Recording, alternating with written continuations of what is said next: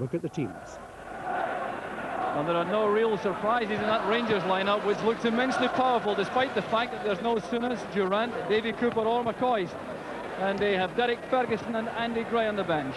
And every player in that lineup cost a 6 or 7 figure, with just one notable exception. That's 20-year-old youth international Scott Nisbet, who's wearing Ally McCoist's number 9 jersey, and he's the longest serving player in that starting lineup, having joined the club in 1985. And Motherwell are without their first choice centre-backs, Craig Patterson and Chris McCart, who are both injured. But there's lots of experience in that lineup, which appears designed for safety-first tactics, with only Paul Kinnaird, a recognised striker. Tom McAdam is back at centre-half, and he's joined in central defence by 25-year-old Alec Kennedy, who is playing his first team match in 1988.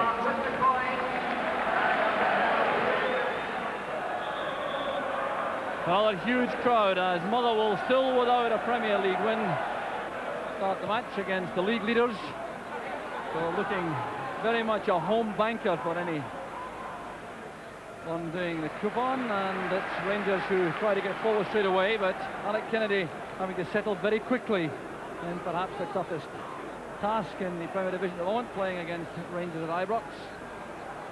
And there's the first corner kick of the match to Rangers. Conditions absolutely ideal. Terry Butcher strides forward to join the attack. Richard Goff is also there, so is John Brown. There's Brown. And the corner will be taken by Mark Walters. Taken away well by Kennedy. Here's Neil Cooper. Walters again. Cooper towards the far side, looking for Drinkle. Farningham losing control. Back with Wilkins. Kirk back marking Nisbet. Here's Steve Kirk from Motherwell. And now Farningham. Well judged by Kinnaird, sidestepping Gary Stevens, but then being robbed unfairly by Ian Ferguson. That's a free kick to Motherwell. And a chance for them to break out of their own half for the first time in the match. Well, Motherwell have forced themselves off the bottom of the table by means of a string of draws, but anxiously looking for that first victory. Chris Woods calling to Neil Cooper to leave that.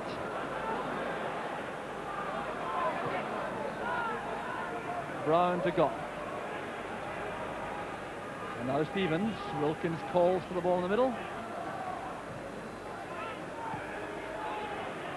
Cooper again using Goff.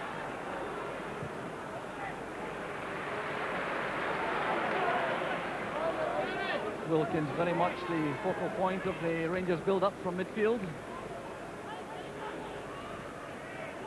And this bit has gone to the right. Followed across by Philibin from Motherwell.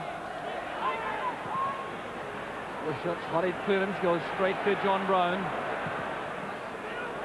Superb cross, there's Drinkle! Splendid play from Rangers. Kevin Drinkle getting up so well again. But just look at the quality of this ball from John Brown. That talented left foot, the swerving cross. Drinkle's positioning was excellent. A powerful header, and Cammy Duncan knew it was going wide.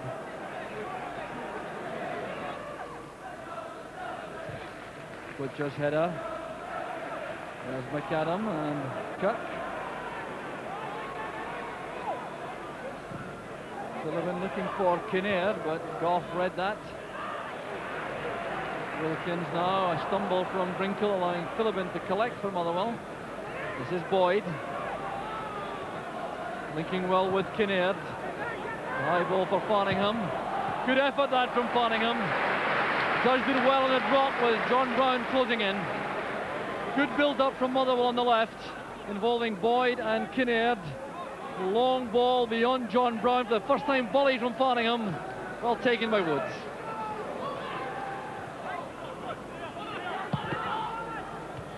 Brown plays it against Ray Farningham. Precious few gaps up front for Rangers to exploit. The Motherwell marking is very tight indeed. Always difficult to break down the men from Fir Park. That's how Rangers are finding it right now. Here's Nisbet.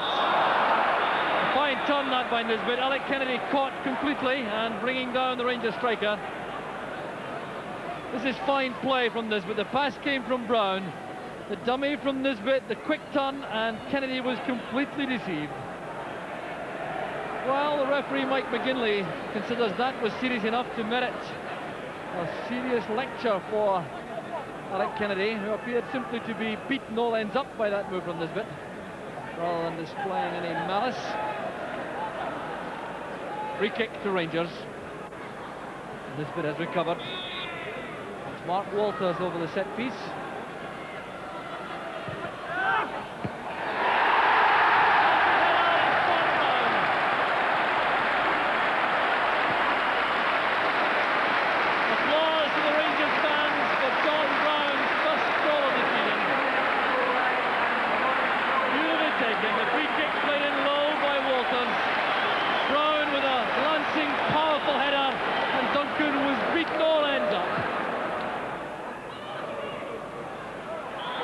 By Brown on Kinnaird.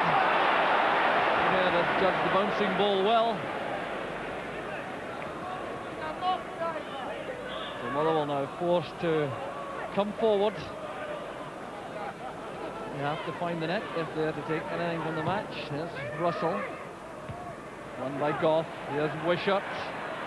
Setting himself up for a shot at goal. It's wide for Farningham. Back now with Kinnaird. Getting away from Walters and from Ferguson. Angling it in. Butcher's clearance. Well taken by Nisbet. Trinkle on his own in attack for Rangers. Running at McAdam.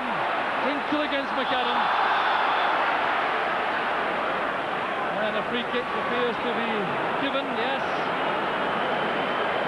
Well, Trinkle appeared to overcarry the ball as he attacked Tom McAdam. McAdam penalised for impeding the Rangers striker. It really is a marvellous opportunity for Rangers from the edge of the box. Kevin Trinkle, I think, may feel he could have done better on that one-on-one situation. Took up great position once again, though, the Trinkle. He's very adept at that. 25 minutes on the clock as Cammy Duncan prepares to face this free kick. It may well be Walters, it could be Wilkins or Brown. There's Walters. Turned away by Duncan. That was a splendid save by the young Motherwell keeper. Walters drilling that beyond the wall and low. Duncan going across to his right and finger-tipping the ball away. That was intended for Gary Stevens, who made a run on the right. The throw to Rangers.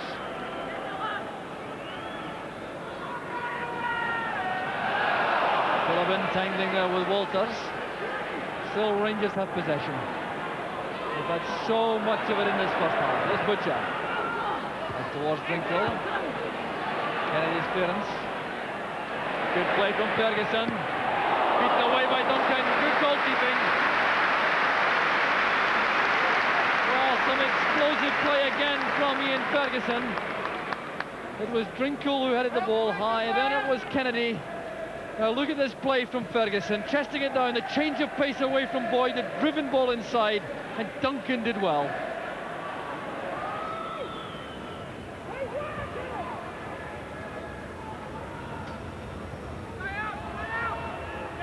John Gagan. Kinnaird and Boyd. Russell back with Phillips.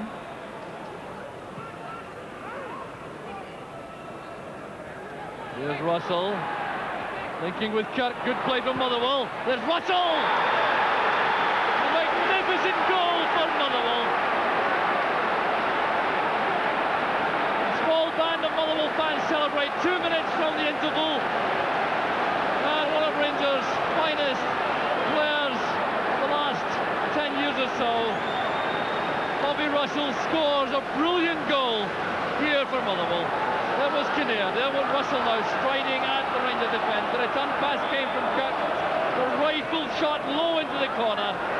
Bobby Russell's first goal of the season, and you can be sure he enjoyed that to the full. Back in his former territory at Ibrox. bringing Motherwell back on level terms. And Walters. Tackle was by McAdam. So it's the final minute now, the first half, which has undoubtedly had a shock ending. Rangers trying very hard to score before the interval and perhaps facing the wrath of Graham Souness, having dominated the first half. But it looks as though they're going to go in at half-time all square despite the early breakthrough. There was Walters trying to get forward, but it's a goal kick to Motherwell. McLean's men deserve enormous credit. They really have been well organised at the back. They've been diligent, conscientious in midfield, and they've got the reward just before half-time. There's the interval whistle. The first goal was scored by John Brown, his first of the season, came in 18 minutes. The free kick by Mark Walters, powerful glancing header by Brown. Duncan was beaten. It looked as though Rangers then had things all their own way. They dominated the proceedings, but then 2 minutes from half-time, Bobby Russell got his first goal of the season, brilliantly contrived. The 1-2 with Steve Kirk, a deadly finish. So the surprise half-time scoreline is Rangers 1, Motherwell 1. A warm welcome for the Motherwell players as they emerge, and the Motherwell chicken behind the Rangers goal, particularly pleased by that first half performance. So a great build-up of noise for the start of the second half. The game taking a dramatic turn just before the interval with that equaliser from Motherwell, who appeared to be defending stoutly but posing no real threat for the Rangers defence. And suddenly Rangers had to try to win the game all over again. There's Drinkle. Such a strong and lively attacker, Kevin Drinkle. Just look at the way he causes problems from this position. Looks quite unlikely. Turning, forcing his way forward, getting the shot in, pulling it wide of the target. Walters again, seen plenty of the ball at the start of this second half. Right, swinging cross, Brown was there, then Boyd in the clearance. Motherwell can't get the ball out of this danger area. There's Ferguson. Now Goff. That's for Stevens, who's onside. Nisbet's header, hooked away by McAdam. There's Wilkins. That took a deflection off Alex Kennedy. It's a corner kick for the Rangers. It's Goff. Held down by Cup. Well, Gagan very composed inside his own box. Clearance only goes as far as Wilkins.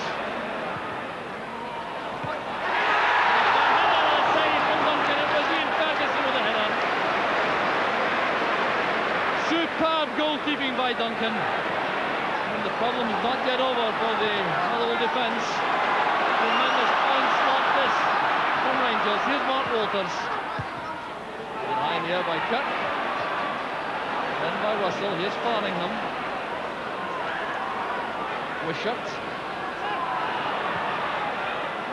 This is now with Philibin. Motherwell will want to enjoy some possession now, but that's given straight to Goff.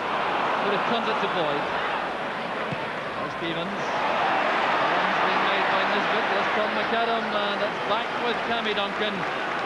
Duncan, clearly the hero of the moment, with that incredible save. The pressure mounting, it was played in there by Wilkins. What a great flashing header this was from Ian Ferguson. Duncan at full stretch with a one-handed save.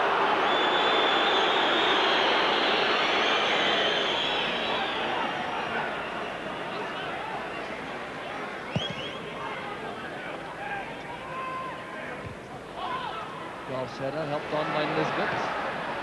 Kennedy's given it straight back to Nisbet as his Drinkle. Cooper's in position. Fine chance for Neil Cooper. He's already scored once for Rangers at Pittodrie. Set up by Drinkle, leaning back when he let fly with that shot over the top. Now a substitution being made by Rangers. Off goes the half-working Scott Nisbet, who's got a good match. There's a warm welcome for the replacement. Very much a favourite here, Ibrox. It's Andy Gray.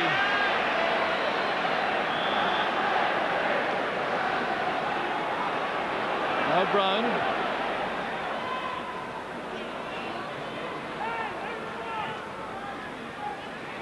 Ian Ferguson operating nearer the middle of the field now in the second half. Pass misses out Goff. Rangers exposed a little with Goff out of position. Here's Paul Kinnaird running at Butcher. Good effort that from Kinnaird. The positioning was all important for Woods. That's what made it look so easy. The driving, forcing run. Kinnaird runs so well with the ball at his feet. Looks very comfortable indeed. Checks inside for the right foot shot, and Woods on the 6-yard line.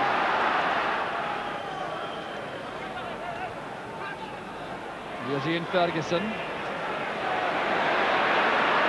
Using Brown as a decoy. That's towards Andy Gray. Here is Drinkle. And another fine save from Duncan. Well, what good attacking play this was. Ian Ferguson with a flighted chip towards Andy Gray. The control of the chest from Drinkle. The first time volley, and Duncan down to his right. Cooper's header. There's Ian Ferguson, very quick to the ball. Striding away from Kip. Delicate ball towards Gray. Good defending again by Alex Kennedy. Gray applauds the pass from Ian Ferguson. No exception now. Paul Kinnaird being asked to just go to the edge of the box to look for any hovering player there. There's Walter in the corner this time. Played in by Cooper. Done by Drinkle. No luck again for Kevin Drinkle. It was very sharp indeed. The Walters corner kick played in first time by Cooper. Look at the way it was controlled. The turn by Drinkle, the shot going wide. There's Goff coming forward to join the midfield. Brown again. Walters has gone very deep this time, followed again by Wishart. That's towards Andy Gray. He got free of his marker again. His positioning really is immaculate inside the opposing box. Finding space where there appears to be none, and trying to float that towards the far corner. Doing a bit of roving, but losing it to Cooper. Goff now to Walters. Can this Motherwell defence survive? The pressure is relentless. Here's Walters. Neil Cooper. And swept off the line by Russell. The cross came from Walters. Neil Cooper with the header. Appeals for handball against Bobby Russell, particularly by Andy Gray, but it appeared to strike his left thigh. What I think it is. There's Goff. Not far away, a flashing header from long range. Still it will not run kindly for Rangers. And now there will be a substitution made by Motherwell. John Gagan is going off. Gordon Mayer is going on. For Rangers, Neil Cooper is being replaced by Derek Ferguson. Off goes Cooper. The more creative skills of Derek Ferguson being prepared for this late push. The warm welcome for Ferguson. His ability to play incisive passes may be crucial in these closing stages.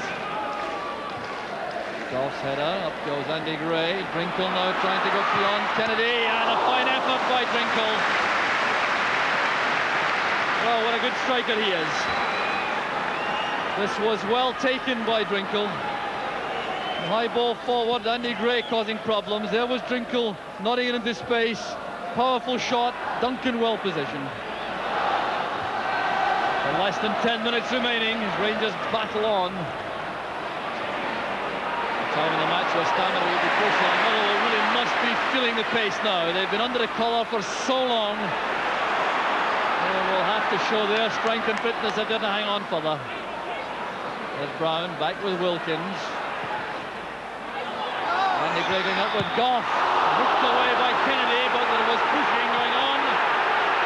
Goff and Gray pushing in the box. Well, the two dangerous men in the air. Gray, I think, was the real culprit. He was holding down a defender. Alec Kennedy made a great clearance, nevertheless.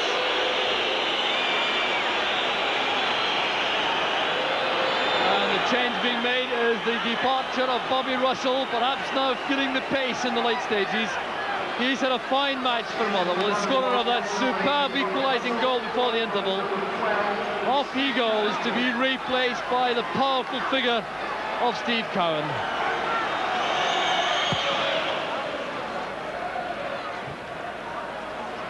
The signal coming from the Motherwell dugout to retain a line of 5 in midfield, leaving Kinnaird all on his own up front. Here's Andy Gray in behind Wishart, looking for Walters. Down it goes towards Ferguson. And Tammy Duncan will not be denied. Excellent, inspired goalkeeping once again. Gray with a good header back inside. There was Walters. Now Derek Ferguson making room for the shot. And Duncan doing well once more for Motherwell. It's back with Wilkins. Andy Gray. Drinkle playing it in. It's thumped clear again by McAdam. Here's Kinnaird all on his own with Butcher. He'll take this for a walk, you can be sure. Now Motherwell getting players forward in support. One of them is Steve Cook. Another is Ray Farmingham. And Derek Ferguson cuts it off. He's forced to thump it clear as he dribbled it round Chris Woods. Well, the credit there must go to Paul Kinnaird, playing it inside to Farmingham. That was intended for Kirk. Ferguson was there taking it away from Woods and thumping the ball to safety. The 90 minutes are over. There's been a little bit of time for injury, so the referee's adding that on. Perhaps some time wasting too. Here's Mark Walters. Can Rangers do it at the last gasp? Here's John Brown. Helped on by Ferguson. There's Drinkle!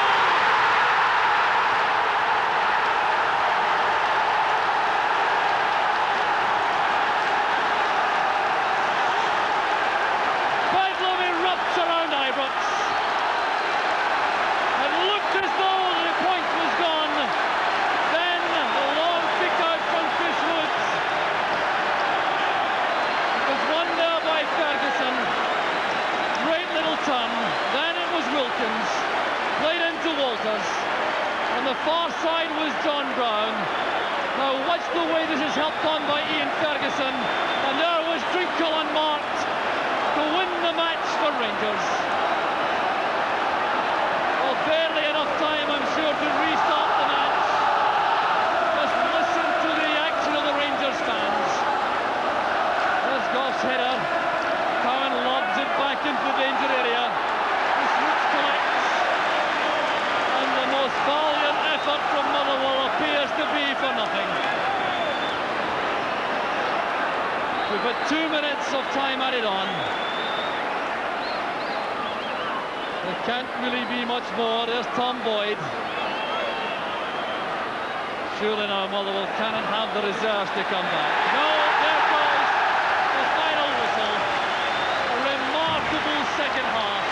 Relentless Rangers pressure.